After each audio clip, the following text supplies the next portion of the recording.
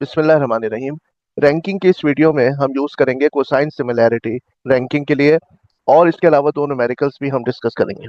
तो री एग्जामिन करेंगे सिमिलैरिटी जो हमने लास्ट वीडियो में डिस्कस की थी, कोसाइन नॉर्मलाइजेशन। तो ये हमारे पास दो वेक्टर्स हैं, और ये जो दो वेक्टर्स हैं ये हम डिस्कस करना चाह रहे हैं कि इन दो वेक्टर्स के दरमियान में एंगल क्या है। तो ये कोसाइन नॉर्मलाइजेशन का फॉर्मूला है, जिसमें हम ऊपर डॉट प्रोडक्ट लेते हैं और डिनोमिनेटर में लेंथ नॉर्मलाइजेशन करते हैं, ताकि जो हमारे पास आंसर आए उसमें ये दोनों जो वेक्टर्स हैं ये यूनिट वेक्टर्स के तौर पे रिप्रेजेंट हो। Cosine for normalize vectors. अगर हमने क्वेरी वेक्टर और डॉक्यूमेंट वेक्टर को पहले ही नॉर्मलाइज कर लिया है तो बस अब जरूरत इस बात की रह जाती है कि हम इनके दरमियान अब डॉट प्रोडक्ट ले लें। ठीक है, तो आप पहले ये भी कर सकते हैं कि क्वेरी वेक्टर को अलग से वो लेंथ नॉर्मलाइज कर लें, डॉक्यूमेंट को अलग से नॉर्मलाइज करने के बाद फिर आप उसका डॉट प्रोडक्ट ले लें, तो that is also very good and fine. तो ये हमारे पास कोसाइन है बिटवीन दीज टू वेक्टर्स। जैसे मिसाल के तौर पे मैं आपको यहाँ पे एक न्यूमेरिकल सॉल्व करता हूँ। इस वीडियो में हम दो न्यूमेरिकल सॉल्व करेंगे। हमारे पास तीन नॉवेल्स हैं, sense and sensibility, pride and prejudice और वदरिंग हाइट्स। अब इसमें हमारे पास सपोज करें कि ये टर्म्स हम एनालाइज कर रहे हैं, अफेक्शन, जेलस, गॉसिप और वदरिंग। और ये हमारे पास तीन नॉवेल्स की हमने ना शॉर्ट फॉर्म ले ली है। तो अफेक्शन जो है सास में 115 टाइम्स आया है, पाप में 58 टाइम्स, डब्ल्यू एच में 20 टाइम्स, एंड इस तरह से जेलस और ये सब। तो ये टर्म फ्रीक्वेंसीज आपको दी हुई है कि कौन सी टर्म किस नॉवेल में कितनी दफा आई है। अच्छा, अब हम लोगों ने क्या किया है कि यहाँ पर हम यूज कर रहे हैं log frequency waiting. Log frequency आपको याद होगा वो क्या होता था, 1 plus logarithm of term frequency. तो ये टर्म फ्रीक्वेंसी है हमारे पास, इसका हम लॉग लेंगे और उसमें 1 प्लस कर देंगे। ठीक है, तो ये हमारे पास वैल्यूज आ गई हैं लॉगरिथम फ्रीक्वेंसी वेटिंग के बाद, क्योंकि आपको याद होगा 2 की क्या वैल्यू थी, 1.3। ठीक है, और इसके अलावा 10 जो है, लॉग ऑफ 10 होता है 1। तो 1 आया प्लस 1 फॉर्मूले का, तो ये हो गया 2। तो ये हमने 1 plus logarithm of term frequency लेके ये सारा यहाँ पर टर्म फ्रीक्वेंसी को हमने क्या कर लिया है, टर्म डायरेक्ट टर्म फ्रीक्वेंसी के बजाय हमने लॉगरिथमिक वैल्यूज के लिए। अब यहाँ पर हम लोग नेक्स्ट स्टेप क्या कर रहे हैं, इसकी कोसाइन नॉर्मलाइजेशन करेंगे। नॉर्मलाइजेशन का फॉर्मूला क्या है कि ये हमारे पास एक वेक्टर हो गया, हर डॉक्यूमेंट एक वेक्टर है।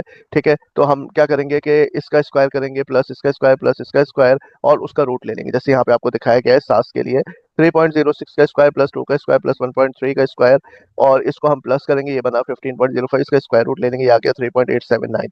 अब हर वैल्यू को हम इस नंबर से डिवाइड करेंगे, तो यहाँ पर ये लेंथ नॉर्मलाइजेशन इसकी आ गई है। देखें आप, जैसे 3.06 को मैंने डिवाइड किया 3.879 से, तो 0.789 आया।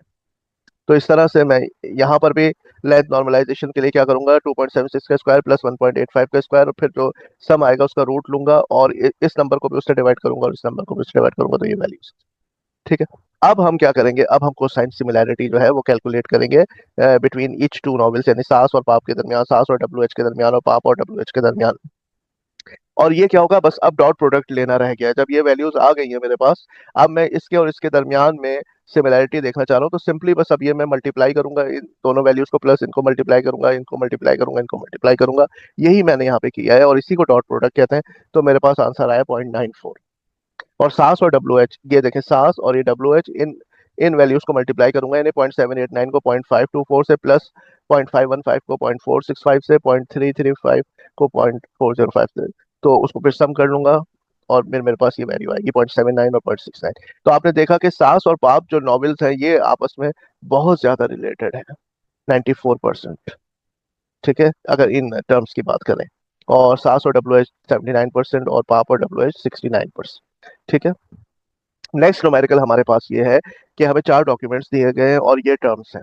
तो हर डॉक्यूमेंट में हमने टर्म फ्रीक्वेंसी यहाँ पे ये नोट डाउन की हुई है। उसके बाद हमारे पास है इनवर्स डॉक्यूमेंट फ्रीक्वेंसी, क्योंकि टीएफ आईडीएफ आपको पता है ना, टीएफ आईडीएफ तो हम कैलकुलेट कर रहे हैं। अच्छा, यहाँ पर एक बात है कि यहाँ हम लेंगे रॉ टर्म फ्रीक्वेंसी। तो ये बात ध्यान में रखिएगा कि न्यूमेरिकल में आपको गिवन होगा कि आपको रॉ टर्म फ्रीक्वेंसी यूज करनी है, लॉगरिथमिक करनी है। तो सबसे पहले हम लोग देख लेते हैं कि इनवर्स डॉक्यूमेंट फ्रीक्वेंसी किस तरह निकलेगी। आपको याद होगा इनवर्स डॉक्यूमेंट फ्रीक्वेंसी का फॉर्मूला होता है log to the base 10 capital N upon document frequency for the term. ठीक है, तो टीएफ जब इस आईडीएफ से मल्टीप्लाई होता है तो हमारे पास वेट निकलता है, weight of the term in the document. यहाँ पर हम लोग रॉ टर्म फ्रीक्वेंसी ले रहे हैं, सबसे पहली बार लॉगरिथमिक नहीं ले रहे हैं। ठीक है, क्वेश्चन में आप देख लीजिएगा आपको लॉगरिथमिक कंसीडर करनी है या रॉ कंसीडर करनी है। जैसे लास्ट न्यूमेरिकल था उसमें क्या था, लॉगरिथमिक था, यहाँ पर हम रॉ ले रहे हैं। तो ये आपको क्वेश्चन में लिखा हुआ होगा। अच्छा, दूसरी चीज़ है कि अब हमें आईडीएफ कैलकुलेट करना है। तो हमारे पास टोटल कैपिटल एन जो है वो 4 है, हमारे पास टोटल 4 डॉक्यूमेंट्स हैं। और अब हम देखते रहेंगे कि हर टर्म के हवाले से, जैसे यहाँ पर हमारे पास टर्म है कॉम्प्लिकेटेड, तो कॉम्प्लिकेटेड जो है ये हमारे पास 2 डॉक्यूमेंट्स में आकर हुई है। तो यहाँ पर हमारे पास डॉक्यूमेंट फ्रीक्वेंसी क्या हो जाएगी इस टर्म की, कॉम्प्लिकेटेड की 2 हो जाएगी। तो 4/2 2 और log ऑफ 2 होता है 0.301। अच्छा, तो अब हम क्या करेंगे, टर्म फ्रीक्वेंसी और आईडीएफ को मल्टीप्लाई करते जाएंगे और ये हमारे पास मैट्रिक्स बन गई डब्ल्यू आई जे। अब डब्ल्यू प्राइम हम कैसे कैलकुलेट करेंगे, तो डब्ल्यू प्राइम ऐसे होगा कि जो डब्ल्यू हमारे पास वेट आया है टीएफ आईडीएफ, उसको डिवाइड कर देंगे लेंथ से। तो यहाँ डॉक्यूमेंट 4 के हवाले से देख लीजिए, 0.6 का स्क्वायर प्लस 0.838 का स्क्वायर प्लस 0.5 का स्क्वायर, और फिर उसका रूट लेने के 0.87 आया। यहाँ पर आप देख लीजिए कि इन 3 टर्म्स का हमने स्क्वायर लिया, ये वैल्यू इसके स्क्वायर रूट लेके ये 0.87 आया। ठीक है, अब हमने टीएफ आईडीएफ की जो हमारे पास वैल्यू आई थी डब्ल्यू, वो थी कॉम्प्लिकेटेड के लिए 0.6। कॉम्प्लिकेटेड के लिए हमारे पास डॉक्यूमेंट नंबर 4 में ये 2 मल्टीप्लाई बाय 0.30 और 0.6 आई थी। 0.6 को अब हम डिवाइड करेंगे 0.87 से, तो 0.69 आएगा हमारे पास। तो ये इस तरह से हमने यहाँ पर वैल्यूज लिखी हैं। यहाँ पर ये वैल्यू है हमारे पास, इसका स्क्वायर प्लस इसका स्क्वायर प्लस इसका स्क्वायर, डॉक्यूमेंट 2 की बात करें, और फिर उसको सम अप करके उसका रूट ले लेंगे, 0.97 आया।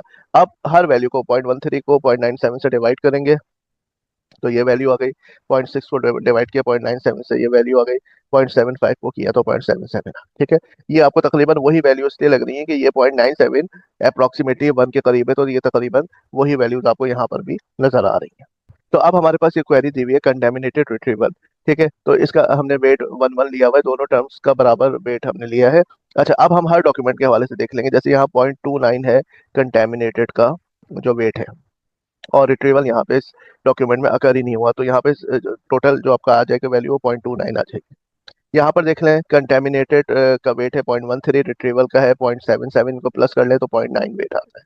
इसका 0.14 और 0.05 प्लस कर लें। ठीक है, यहाँ पे तो कंटेमिनेटेड आया ही नहीं है, और रिट्रीवल आया है तो वो 0.57 ये आ गया आपके पास। तो इसमें आपके पास सबसे बड़ी वैल्यू है 0.9। ठीक है, तो document number 2 is highly related with this query contaminated retrieval, तो पहला रैंक इसका हो गया। 0.9 से छोटा है 0.57 डॉक्यूमेंट नंबर 4। ठीक है, क्योंकि इसमें रिट्रीवल का वेट काफ़ी ज़्यादा है। और इसके बाद है 0.29 और फिर 0.19। तो ये रैंकिंग आ गई हमारे पास। अच्छा, अब हम इससे कह रहे हैं नहीं भाई, कंटेमिनेटेड को ज़्यादा आपको वेट देना है और रिट्रीवल को कम, यानी कंटेमिनेटेड को जैसे 3 देना है, वेट 3 टाइम्स मोर इम्पॉर्टेंट है ये टर्म। और ये जो है आपके पास जो है इसका वेट 1 है। तो अब क्या सूरत हाल होगी, अब आप इसको कैसे सॉल्व करेंगे। आप जो भी वैल्यू है आप उसको 3 से मल्टीप्लाई करेंगे कंटेमिनेटेड के लिए, जैसे 3 मल्टीप्लाई बाय 0.29, और ये 1 से मल्टीप्लाई होगी रिट्रीवल। ठीक है, तो 0.29 को 3 से मल्टीप्लाई किया, ये 0.87 आया। यहाँ पर 0.13 3 से मल्टीप्लाई होगा, प्लस इसमें 0.77 तो 1.16। 3.14 से मल्टीप्लाई होगा, 1 जो है 0.05 से 0.47, और लाइकवाइज फिर यहाँ 0.5 से। अभी भी जो है डॉक्यूमेंट नंबर 2 हाईएस्ट है, लेकिन अब नेक्स्ट जो है ना, वो पहले था डॉक्यूमेंट 4, अब डॉक्यूमेंट नंबर 1 है नेक्स्ट। क्योंकि हम अब हम कंटेमिनेटेड को ज़्यादा अहमियत दे रहे हैं। यहाँ पे कंटेमिनेटेड नहीं था डॉक्यूमेंट 4 में, लेकिन रिट्रीवल का बहुत अच्छा वेट था यहाँ पे। तो यहाँ पे कंटेमिनेटेड को हमने इंपॉर्टेंस दी, तो डॉक्यूमेंट नंबर 1 नेक्स्ट पे आ गया, फिर document number 4, and then finally document number 3। तो ये रैंकिंग हमें यहाँ पर हासिल हुई है। ठीक है, थैंक यू वेरी मच।